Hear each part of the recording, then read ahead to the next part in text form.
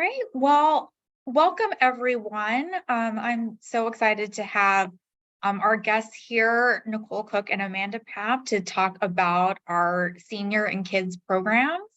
So welcome to all of our folks joining us. We, appreciate your support so much and interest in learning more about the Greater Cleveland Food Bank and how we are reaching these, especially vulnerable groups of people.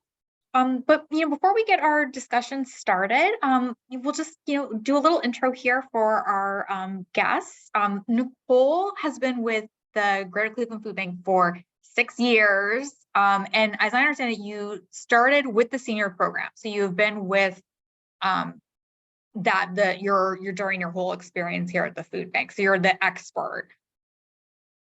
Yes, I came into the food bank when at the inception of senior programming. So senior programming as a whole here is fairly new, only starting in 2016. So I've had the wonderful opportunity to kind of carve and figure out how exactly to address the issues of senior hunger here. Yeah. Well, and do you want to just share a teeny bit more about kind of your route to getting to the food bank? Sure. So I have a longer background in regular commercial banking and realized that a while ago that I didn't want to do that with the rest of my career. So I went back to school for public health, which is what I have my master's degree in. And during that time, I was managing a food pantry, which are one of the partners of the Greater Cleveland Food Bank. And that's really when I kind of fell in love with the organization and, for lack of a better word, stalked out a position here and really— You're not alone.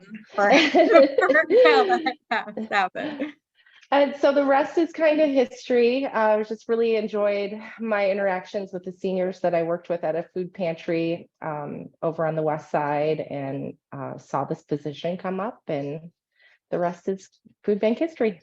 Yeah, well, it's super exciting to be involved with anything from the very beginning like that. Awesome. And so then, Amanda, you, I know, have had a lot of experience in the whole area with a whole bunch of different national and local nonprofits. And, I was wondering if you could I know you've been with the programs for 2 years. And, obviously not as long, but I know in the food bank world, that is about a lifetime of experience. Right. Yes, so I started with the Greater Cleveland Food Bank in October 2020. So very interesting time as we were, in the midst of COVID and just coming into a new organization when everybody was still adapting minute by minute, day to day, and making sure, all the needs were still being met with the chaos of everything else going on in the world. But I actually, I was one of those interesting people that knew by junior high what I wanted to do in life. And so I went to school for social work, and then also went for my master's in education. And so I started at a community nonprofit that's a pretty big partner of ours in the Slavic Village Broadway neighborhood, and got to actually facilitate the programs that I oversee now. So it's nice that I have both the background of, putting the programs into activity, and then seeing the other side, the administrative side of things now. So I can sympathize with sites, that might have struggles with certain things, but then also give them, some tips about how to, maybe fix something. So definitely great time here so far. 2 years has flown by, and looking forward to more, and just seeing how we can grow the youth programs. Yeah. Well, it's interesting that both of you do have that experience with our partners, and I'm sure that they appreciate having that level of, respect and empathy and understanding of the difficulty of running these. I've been fortunate enough to visit a variety of our partners, and, and even just from, visiting for a couple of days, I mean, you can see like how challenging it is to run these. So I'm sure they really appreciate your expertise. and also understanding.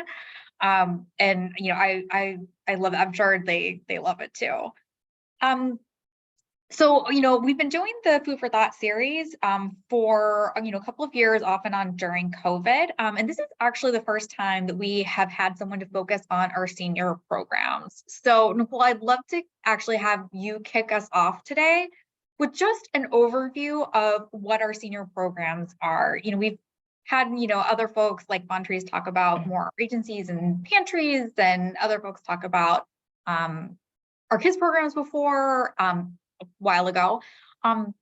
But I would love to just share a little bit about our seniors, because I think they tend to be really overlooked in the world. And I'm really excited to have you share about our work with them. Yeah, so, Cleveland ranks, I believe, third in older adult poverty among all of the major US cities. And Cuyahoga County has the largest number of seniors living in poverty in Ohio. So I really feel strongly that senior programming has been a long time coming here at the food bank. And like I mentioned earlier, I'm just very honored to have the opportunity to work in this space. And since we've started, we've really kind of carved out 4 different areas of programming for our seniors. That's CSFP, which is the Commodity Supplemental Food Program, Senior Markets, Senior Meals out of our kitchen, and grocery delivery. So I'll just kind of touch on each of those without, going into way too much detail to give you an overview. CSFP, we often refer to as a senior box here at the food bank because it's a much more user-friendly term. But that is a USDA program. And what that is a shelf-stable box of food. We provide that each month to 3,000 income-eligible seniors throughout our service territory. And the program's really just designed to meet nutritional needs of seniors with kind of covering all of the food group bases. And it's a 30-pound box of food, so it's pretty substantial. It also comes with a 2-pound block of cheese, which most people seem to really love.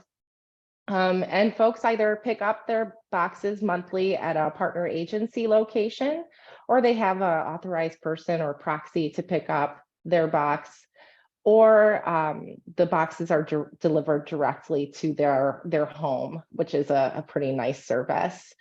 A lot of the time, we also supplement fresh produce with those deliveries. So many of our partners are also giving out produce with the canned good box. So it's a really nice supply, well-rounded supply of food that lasts a good period of time for folks.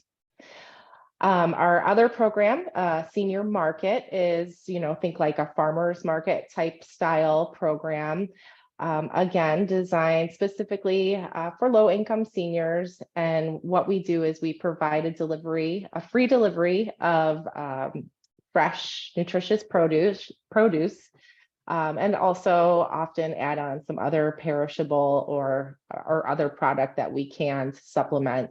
So if we have meats or dairy products or, really just anything else that we can provide that's fresh and nutritious, we will send that along to the distribution. And most of our partners do this monthly, year round. Some do it weekly, which has been really nice. And we distribute about, right now, 80 tons of produce per month through our senior market program.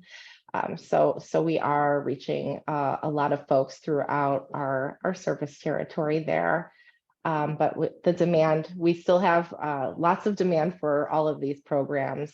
So even with that impressive figure, there is definitely room to grow in the space. Oftentimes we do, I know COVID has kind of thrown a wrench into this, but we're coming back. In addition to distributing food at the senior markets, we try to incorporate nutrition education or recipes, cooking demonstrations, benefits application assistance, healthcare information, just anything to kind of spice it up and make it a little bit more of a community wraparound service type event. I think people just really enjoy coming out for also the social aspect of this program. The third program would be our senior meals. So that is meals that are prepared out of our food bank kitchen here. And we provide congregate and home delivered meals for a variety of different senior programs in Cuyahoga and Lake counties. And these are meals that can be prepared fresh, frozen, or hot. And just depending on the partner, you know, we tailor which menu and which items they're getting. These meals are delivered to various senior centers where they're then prepared, heated, and served either on site or delivered to Meals on Wheels programs. And we have right now we're doing about 3,200 meals a day out of our kitchen. And that is to 37 different locations through, like I said, Lake and Cuyahoga counties. So very excited to get going in the new space with the kitchen because it's just a beautiful space. I think that's going to help us to reach so many more folks through this because we do get a lot of requests for this type of service coming into our help center and just calls from seniors that are interested in prepared meals. Yeah. And then our final, sorry, I don't hope I'm not taking too much time. There's so many exciting questions I have, but okay, good. The last one would be our home delivery program, which is really something we've amped up. COVID kind of gave us the kick that we knew we already needed to get this going and moving. But this year has really been wonderful in terms of what we've been able to do in the home delivery space. So we work with a lot of seniors that are self-sufficient within their own homes, but they just struggle with transportation or mobility barriers. So, you know, that will often prevent folks from being able to access, you know, a senior market or accessing food pantries in the community. So in February, we partnered with DoorDash to start facilitating deliveries to seniors right in their homes. And since February, we have completed over 4,200 home deliveries in this partnership. And we do also work with our partner pantries to facilitate monthly deliveries of groceries to seniors in need, but not every pantry offers this service. It's kind of case-by-case basis there. Yeah, well, I mean, that's obviously really labor intensive to do something like individual deliveries. It really is. It really is. And, you know, like you mentioned earlier, just understanding what it's like to be on that side of things in a pantry, to take on home delivery on top of what you're already doing is just a lot to ask of our partners. So we are very thankful that DoorDash has been, for now, offering their services in kind to us. And that's really been made us able to get out to people a lot more effectively. So if you know anyone who works at DoorDash, thank them for donating their time and energy to help us with that. To take, you know, just a step back, is, you know, you were talking about kind of the need within the senior population, kind of those poverty numbers. You know, it's you know, really, I think, always shocking to hear figures like that. Would you give a sense, you talked about like people being eligible, like what kind of, you know, income you're talking about for people to be able to get this? Because obviously a lot of seniors are on like fixed income and inflation and so we are in a state that does not require proof of income, which I think is really nice. So all of our partners, whether it's a senior market or a CSFP distribution, they have income guidelines to go off of. And so for CSFP, it's a more specialized, it's more limited. We're only allocated a certain number of cases per month by the state. And that is, the income guidelines for that are 130% or below poverty level. So typically that is, if you have a senior that qualifies for SNAP, they would qualify for this program. And for TFAP, for senior markets, it's the Emergency Food Assistance Program, that umbrella that we operate under, and that's 200% or below poverty. So the income guidelines are a little bit more generous there. Again, it's, you know, we know that there's, even with those guidelines, people fall on hard times. People have issues, you know, that come up where they're trying to make tough choices between medicine or groceries or fixing their car, or, you know, so it's nice that we do have self-declared. We just allow folks to come to our senior market programs, things like that, on an as needed basis. Yeah, which is great, because you just never know what's going on in someone's life, and you know, very quickly things can change. Yeah. And for it, I did want to add, because I did see a question pop up in the chat, that for senior meals, that out of our kitchen, that's a little bit different. We partner with the Western Reserve Area Agency on Aging for the majority of the meals that are coming out of our kitchen. So the Western Reserve is really enrolling seniors in those programs at the various senior centers. And I think that their income guidelines or levels of enrollment differ. I think that they even can offer services to people that may be above, you know, those income guidelines. Well, I mean, 200% is not a lot. 130 is a very low threshold. 130 for a household of one, I believe right now that is sitting at 1,380 or 1,400-ish dollars a month. Yeah. And then the 200, I believe, is at $2,200 a month. So yeah, that's rough. That is really, really rough. You know, and speaking about the, you know, Western Reserve program, you know, I've, you know, talked with our you know, kitchen staff and Nate, and one thing that they've shared with me is the feedback that we get from our partners with that the seniors really love the meals. They love the variety, they love the taste, they love, the comment was shared with me that one of our partners like, wow, like the food bank gives us real meat to give to our seniors. And I mean, that's amazing, but it's also, you know, gut-wrenching that there are experiences when people are not getting actual good, nutritious, wholesome, tasty food. So I am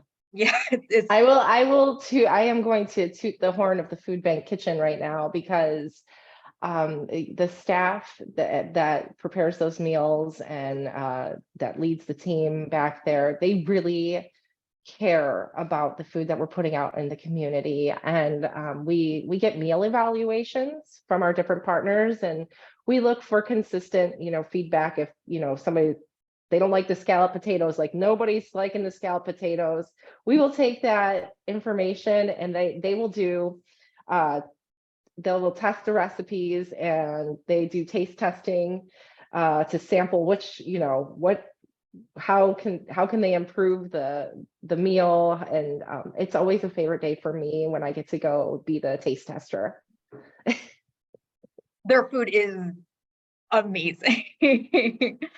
Awesome. All right, well, let's switch over to Amanda here. If you want to give us you know, an overview of the kids programs, because, you know, what I'd love to have you also, you know, share is a lot of the programs sound similar, but because of it being for kids and how like funding and regulations are different, they seem similar, but there's actually kind of not a lot of overlap for how we can serve seniors, kind of regular individuals and kids. So I'll let you take it away from there. All right. So I oversee 3 of our youth nutrition programs, and Kids Cafe and our summer feeding service program. They're USDA / Ohio Department of Education funded programs. So they're reimbursable. So we work with community sites across 6 different counties to provide during the school year after school meals to youth at risk programs or in areas where youth are considered and status as at risk. And then during the summer, we provide breakfast and lunch for the similar sites. Right now, we have right around 91 kids cafe sites participating. And that program just started on October 3rd and it runs year long, but it gets a little crazy around the summertime. So we run October through May, and then we take a break. We run summer feeding June through mid-August, and then we pick back up in mid-August and finish out the September 30th with Kids Cafe. So we're always in constant rotation and things going. Thankfully, I have a wonderful team that we all keep checks and balances, and everybody's willing to help each other, make sure things run smoothly.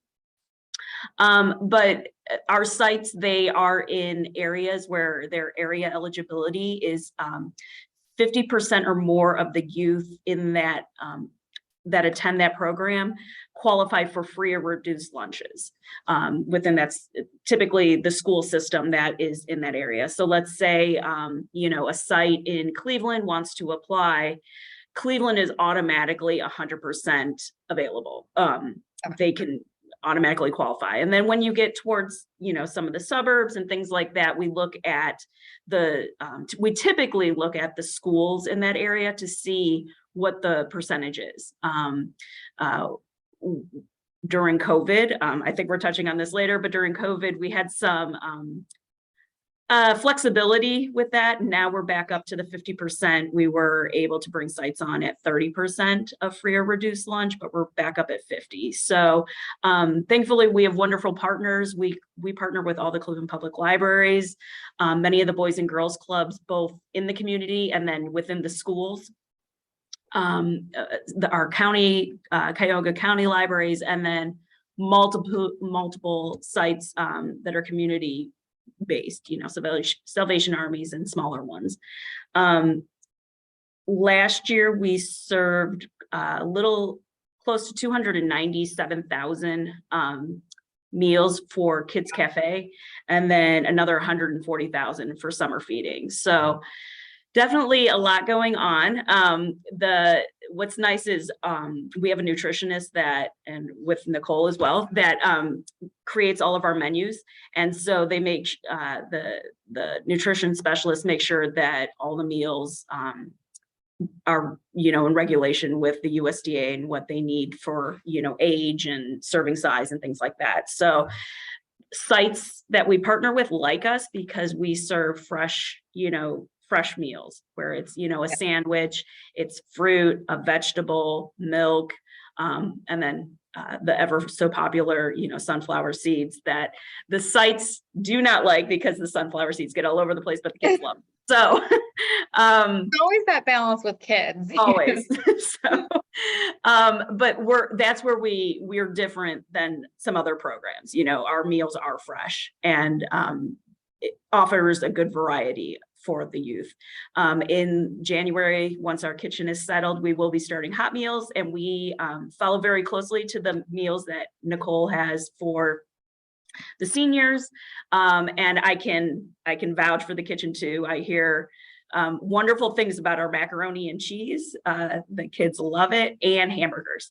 Those are their favorites. So they are very excited to get back to hot meals when a site can provide them. But our community partners are great. There's obviously with USDA, federally funded programs, there's paperwork that goes along with it. And they are absolutely fantastic with helping us make sure we're meeting, our reimbursement rates and, we're using meals wisely and trying to cut down on as much waste as possible. And so Kids Cafe and summer feeding are very, very similar. It's just the time of year that they're offered is really the difference. And then our third program is our backpack program. So I call it our weekend food bridge program. And so, having been out in the community and running, youth programs in summer and after school, there's that gut feeling, when they leave, your site on Friday, between Friday and Monday, what's going on? You know, are they eating? Do they have food, you know, accessibility to food? So this program offers, it is non-perishable food, and youth get 2 meals for 2 meals for Saturday, 2 meals for Sunday, and then snacks. It's all youth friendly. So, you know, they get the mac and cheese that they could just add water to and pop it in the microwave, as well as, you know, some of the pasta in the little containers. And then there's always peanut butter and jelly and some other things in there. So it's simple enough that they can make sure they have food for the weekend, but also maybe there's not an adult present and they're caring for siblings. They can, you know, assist the younger siblings with making sure they're eating as well. And then if all the food's not eaten over the weekend, again, it's non-perishable, they can, you know, have it throughout the week. Right now, before I started, so prior to COVID, we had a capacity of about 53 sites. And since COVID, the need has significantly risen. Yeah. And so thankfully, the Greater Cleveland Food Bank has seen the need go up, and the difference between the backpack program and the Kids Cafe and Summer Feeding program is that the backpack program is grant funded through the food bank. So we fundraise for that program. So they saw the need and they, you know, increased the capacity and the funding we're receiving in order to meet more needs. So we went from 53 sites to 86 right now, between 2020 and 2022 now. So we partner with a lot of schools. We're, again, all the Cleveland public libraries participate in the program, a few of the county libraries. But it's just a great program to provide kids just those extra meals to help them get through the weekend if they need it. And we try to do a good job at keeping it as private and discreet as possible as well. So yeah.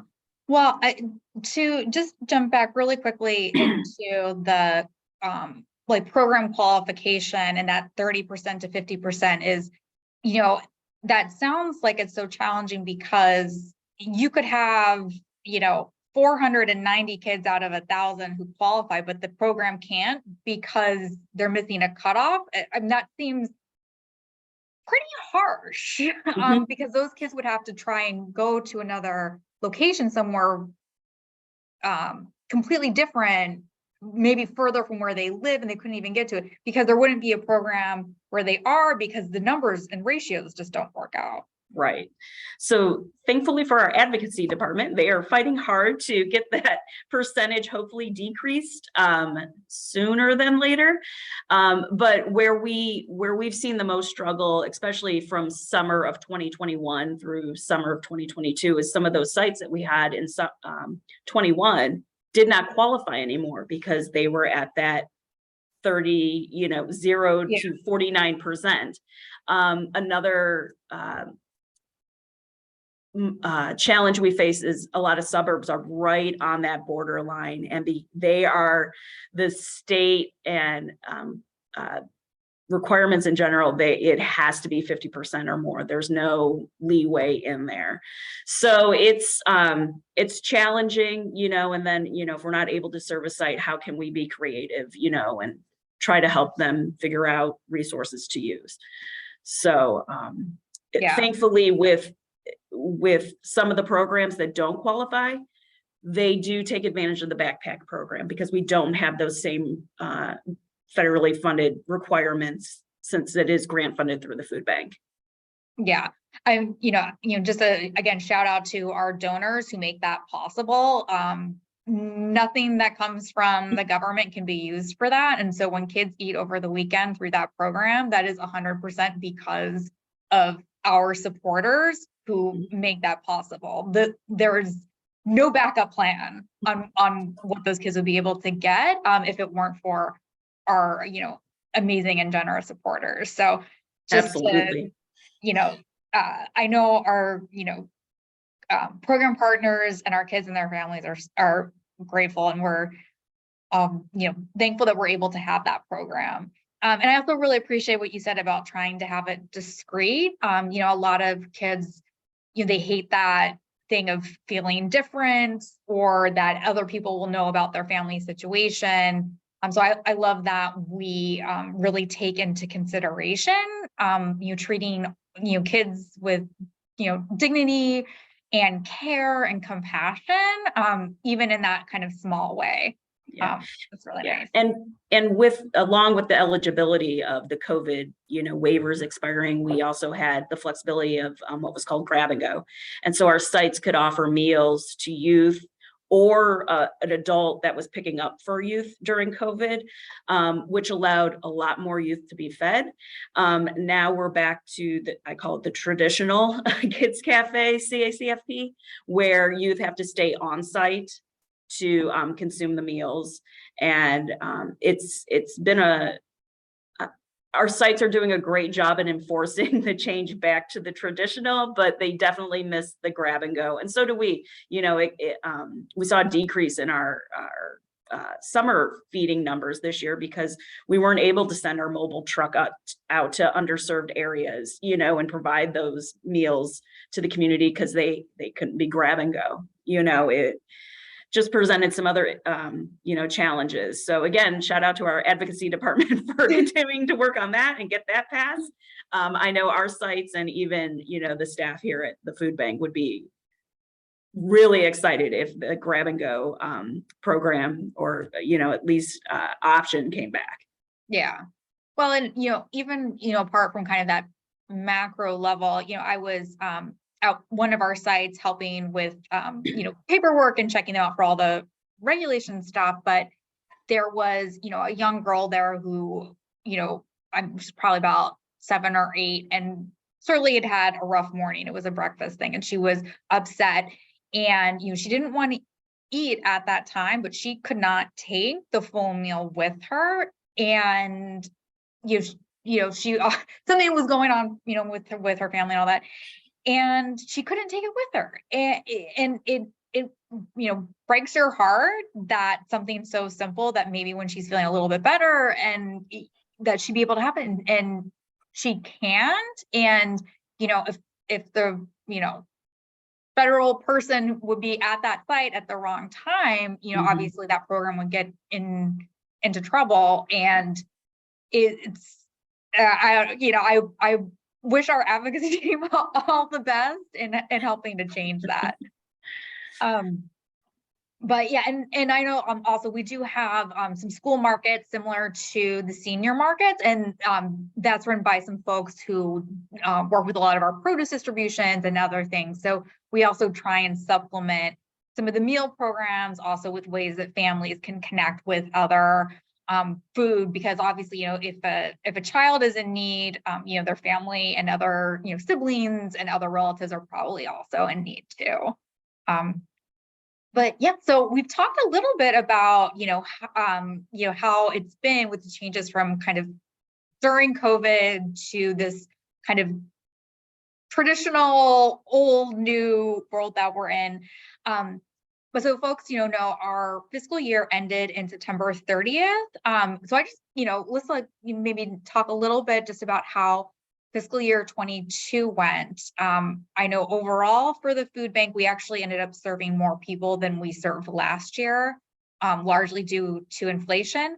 I just love to hear how our partners are doing, what they're seeing, how your programs have really adapted, or what challenges that you're facing, in this year, and then what you're seeing also then starting up our new fiscal year 23.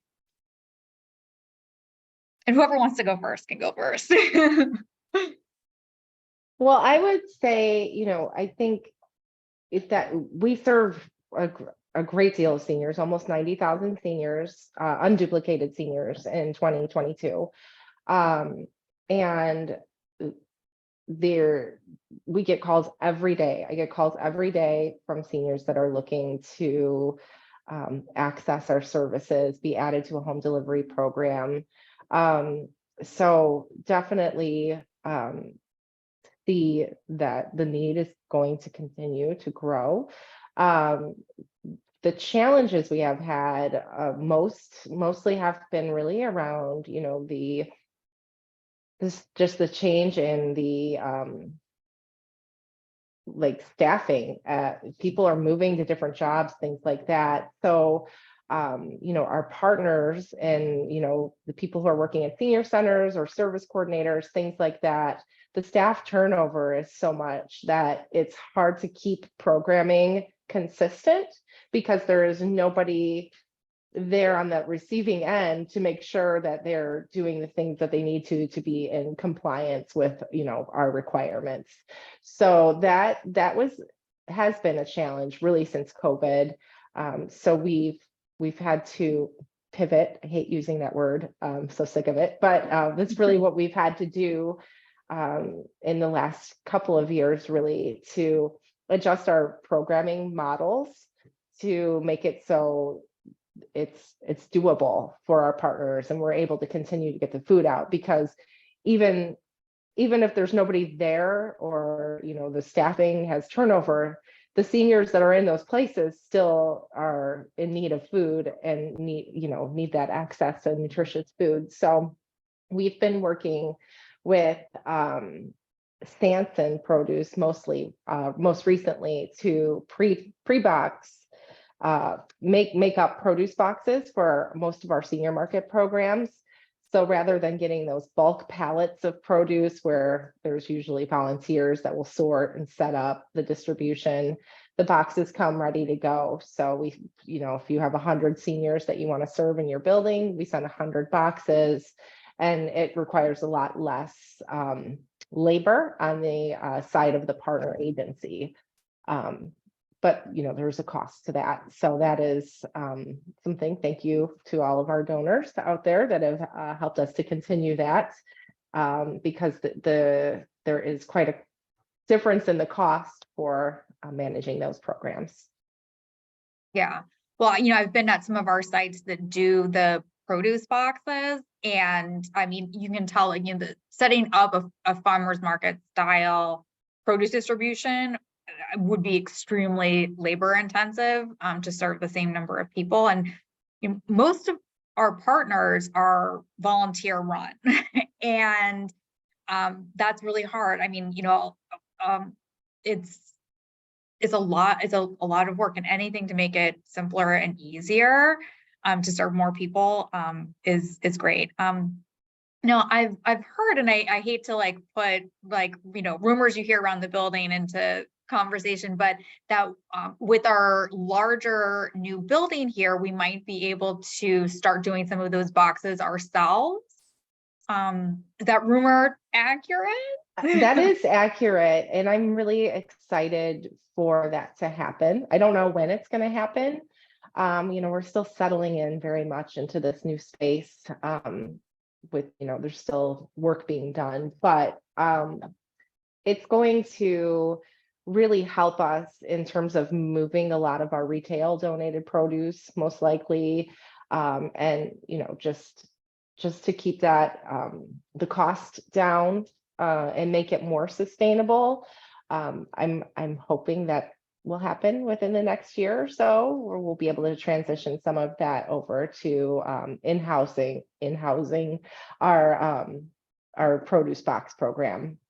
Yeah, that would be great, because I know that is expensive, but I mean it really is efficient, and also it's also very easy for seniors. I know we do have still some drive-through distributions of those because even though we're all trying to move forward with different health protocols, a lot of seniors have really hard times walking and carrying things and getting around, and being able to kind of have one box ready to go is also easier for the seniors, not just for the programs. So it'd be great to be even more efficient with our programs there.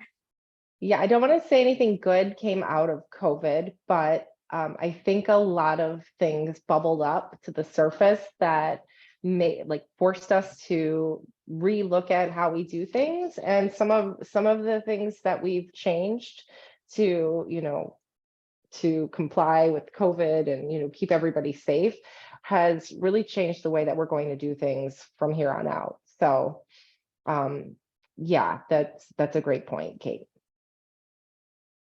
Yeah. Well, Amanda, it sounds like there's a lot of transition with the kids programs right now. There is, yes. I think the highlight of the year though was, I started October 2020 when everybody was pretty much still home, schools were still remote. And now just over the past year, seeing the amount of youth back in the community and taking advantage of the programs being offered, it's fantastic to see. I think the adults are as happy as possible, or, as happy as well, because I heard from many that that they went into the field and took the job they did because they were working with kids, and it was just hard during COVID. So that was a huge highlight, just seeing the numbers grow throughout the year of those youth back in the community and taking advantage of the programs. So even with, the challenges of the COVID waivers going away and, us adjusting back to traditional, times, we've seen, like Nicole said, some things come from COVID, many of the entire Cleveland CMSD school district, they now offer after school programming, whereas before school ended and the kids left.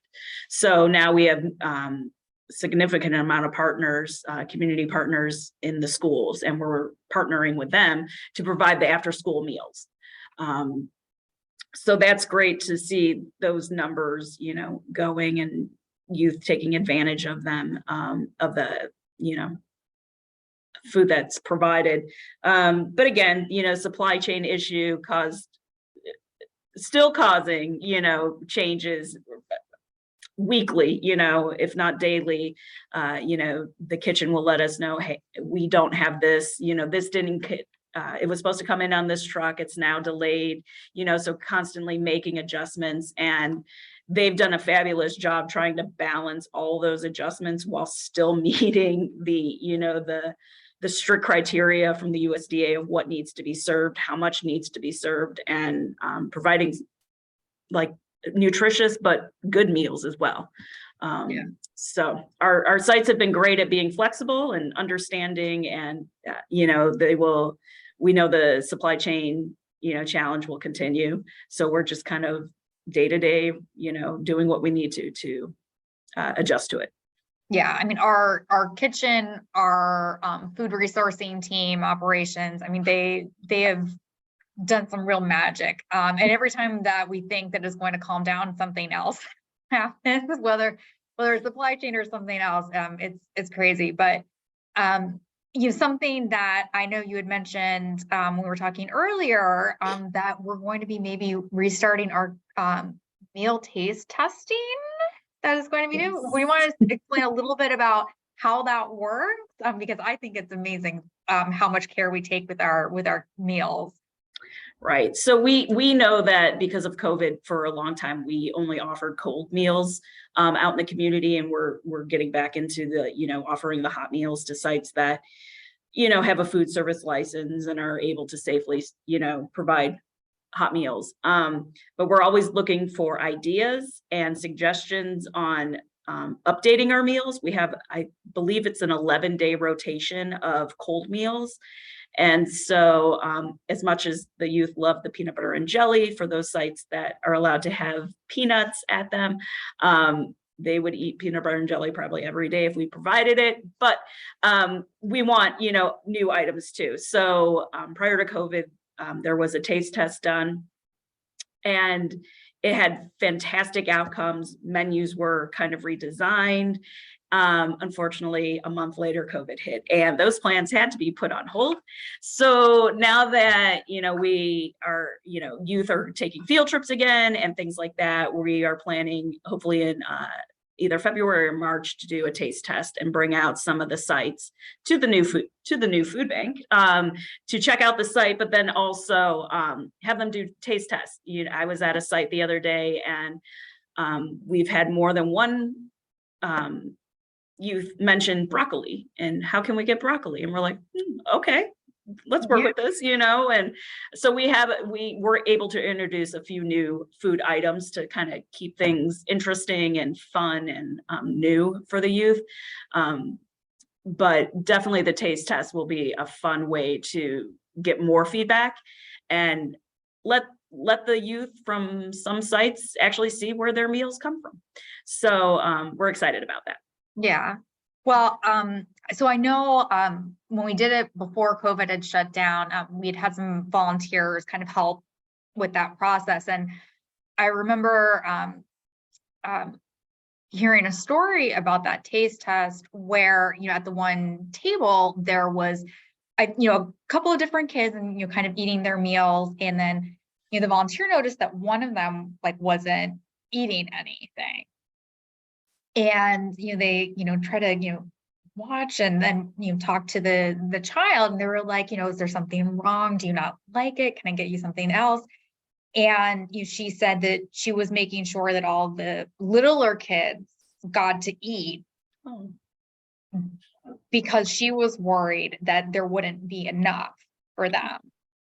And, the volunteer was like, no, like we have all this here. Like, this is for you. We promise, like, there's going to be more than enough food for everybody. Sorry, I'm getting choked up just, thinking about this poor, child who, at something that, we're trying to do to help. That's probably what their home life is like, that they're taking care of siblings or cousins or other children, putting them first. And she's a child too. So, right. It's, in the smallest moments where we can make this, a positive experience for the kids who are in these programs. I mean, it means a lot. I think it means more than what we can ever really understand. And I love that we're taking care of them by letting them taste things and listening to their feedback. Like it's really amazing that, we take that care. Yeah. So sorry, I'm just thinking about I'm upset myself. I know. I had never heard that story, so thank you. Yeah, no, it was a really lovely couple who I just saw last week, and so it reminded me of their experience with volunteering for that. So it's heartbreaking and just makes me grateful to work here and for you guys, grateful for you doing the really hard work with our programs and all that. But on the nitty gritty side of taste testing, you talked about broccoli that maybe kids want, or PB&J. What kind of meals do we serve? Seniors and kids. Sure. So few examples. So some of the we have chicken sliders where the youth get barbecue sauce to put on them. Chicken sliders, a turkey croissant cheese sandwich, which was new over the summer and was a huge hit, and I've tasted it and it's fantastic. We also just started kind of a nacho bar.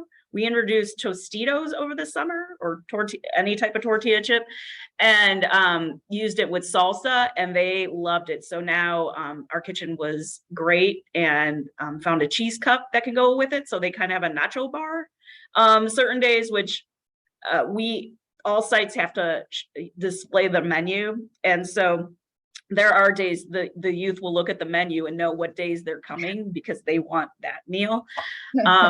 So it's kind of fun to see that. Exactly. They're smart. Yeah, absolutely. But they not only do they get the sandwiches, we have a turkey wrap that they get. There's some sub sandwiches, and we have used fat-free chocolate milk because we got feedback and we observed that the youth more willing to drink the chocolate milk than the white milk that we were serving. So it's interesting what some sites like and what some don't, and then it obviously varies from site to site, but it's fun to get that feedback. And we provide a survey after each program to the sites, so our partners are filling it out, but I actually have an intern right now that's working on a youth survey as well. So hopefully at the end of Kids Cafe this year, we'll have that to give out so we can get more feedback from the youth that are actually, consuming the meals. Yeah. We are getting close to 1 o'clock. So just for all of our guests, if you have questions, please, put them in the chat or the Q&A. And if something comes to mind after this, you can email me and I can get answers for you or connect you with Amanda or Nicole, depending on what's going on. So We'll end on time, but just, if you have questions, throw them in. But, Nicole, I know we had talked a little bit about also, what 23 might look like for our seniors. If you wanted, I know you had talked a little bit about different processes and different opportunities, maybe even for volunteers, maybe. What are we looking at for this year? Well, I think one of the things that we are going to continue to expand on is our home delivery program. We will definitely be looking for more volunteers to assist us when it comes to our days where we are working with DoorDash, because that does require volunteers and staff to be here to assist drivers in getting the food boxes out to the seniors that they're going to.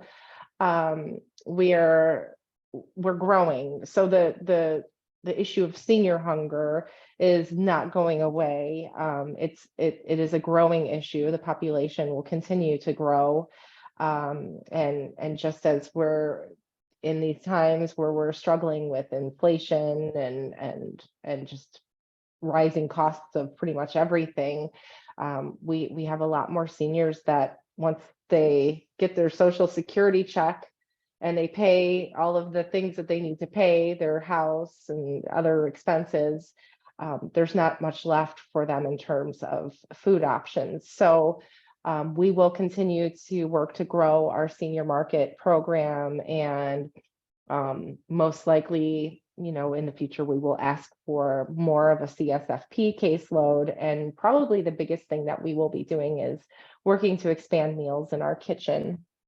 We are able to offer such a wonderful menu of food, as Amanda was saying, what the kids get. We are able to offer a hot menu where it's a complete, like a stuffed cabbage meal, or a favorite is chicken cordon bleu. But also we provide salads if they don't want the hot meal for the day, or a boxed lunch. And it's just having that prepared food is a big demand from people, that they can use that service. So just really growth is what we look forward to. Yeah. I mean, I guess we wish we didn't have to grow, but Right. having the capability to serve more people that we need to serve is going to be a huge win for us. Yeah, I mean, I know obviously we all wish we could work ourselves out of a job, but until that becomes possible, we know that there is those big gaps between who we're able to reach now and who actually need our services. And for anyone who doesn't know, we just moved into a new building at Coit Road. And so this building has a much larger capacity in terms of our overall warehouse and storage capacity. So we'll be able to get, more food out. And then our kitchen is significantly larger. Our old one was built for 4,000 meals a day, and this one would have the capacity to make up to 20,000 meals a day, which we would need to ramp up to, but that's 20,000 people every day who could get now a meal. So we're really excited and of course grateful for all the support that we've gotten to make that possible. So just one final question for both of you. I mean, your passion comes through so loud and clear. But I just, would love to hear, something that, has really inspired you during your time here, whether it's, a partner working with someone we serve, or even, something just, inside the food bank. You just, you feel free to not do one that makes me cry, since I made myself cry earlier. But I just, love to hear a little bit about, from your perspective, away from the numbers and the programs and definitions, just something that has really touched you with your time here.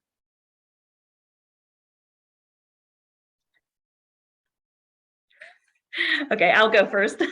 I not having been here very long, and I came from a national nonprofit before. I absolutely love being back and serving Northeast Ohio, just Northeast Ohio, and seeing all the hard work, all the, from all departments, and our funders and our, supporters, we all work together for this, what we're our mission, and being able to actually see that take place in the community, whether it's in the Muni lot or, going out to one of our youth sites and seeing, youth eating and socializing again and getting out in the community.